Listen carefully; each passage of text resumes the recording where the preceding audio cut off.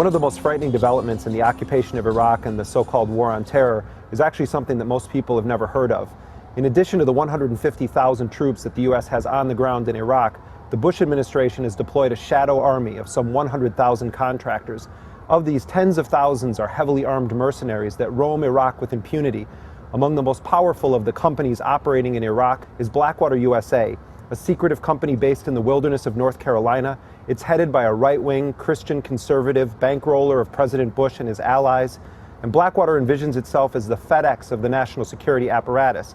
But the reality is that Blackwater has become a prime player in the war on terror, and nothing short of the Bush administration's Praetorian Guard. Cover, you got more coming. Jesus Christ, it's like a fucking turkey chick. I would like to raise my children to grow to be soldiers, but then a general would decide when they like to over. Blackwater USA largely operated in the shadows of the U.S. war machine until the morning of March 31st, 2004, when 4 Blackwater contractors were ambushed and killed in the Sunni city of Fallujah, Iraq. Their bodies were burned and dragged through the streets, 2 of them hung from a bridge over the Euphrates River. For most people, it was the first that they've ever heard of private military contractors operating in Iraq. That was the Mogadishu moment of the Iraq War. In many ways, it was the day the war turned. Unlike Somalia, when the Clinton administration pulled out, the Bush administration initiated a massive revenge attack. They laid siege to the city of Fallujah, killed hundreds of people, displaced tens of thousands of others, and in the process inflamed the Iraqi resistance that haunts U.S. occupation forces to this day. The Cold War is over, but the world is still getting colder. Atlas walking through the projects with the hood on my shoulder. The Bush administration came to power with a radical privatization agenda. We see it in our schools, prisons, healthcare system, and law enforcement in the United States. The occupation of Iraq and the war on terror had brought the greatest privatization of warfare in modern history. Blackwater USA has become one of the most powerful private actors in the so-called war on terror. It provides the Bush administration with an extraordinary amount of political cover. The deaths of Blackwater contractors and other war contractors are not included in the total death count, even though some 780 of them have been killed in Iraq. Their injuries don't get calculated either. Their crimes don't get punished. What you have is a revolving door.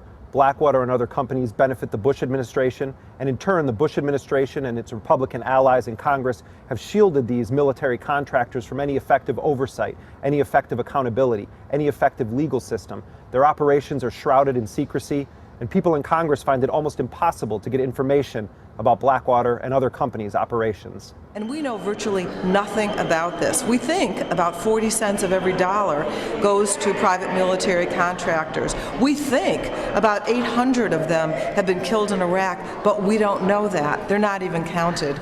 And we think there's about 25,000 to maybe 40,000 engaged in military activities, in combat-related activities, but we don't know, and we can't find out.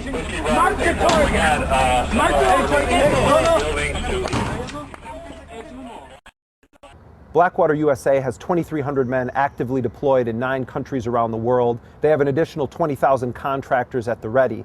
But while Blackwater has operated in Iraq and Afghanistan, the company increasingly has its sights set on deployments inside of the United States. Blackwater setting up a new facility in Illinois, another one in California. I was in New Orleans in the aftermath of Hurricane Katrina, and I saw Blackwater mercenaries speeding up and down the streets in unmarked cars, heavily armed with M4 machine guns, flak jackets, other weapons strapped to their legs. And when I talked to the Blackwater guys on the ground and asked them what their mission was in New Orleans, they said they were there to confront criminals and stop looters. To have mercenary companies which have operated in Iraq, Afghanistan, and elsewhere in the war on terror, essentially declaring themselves above any effective laws, now deploying on the streets of U.S. cities, should be seen as an ominous threat.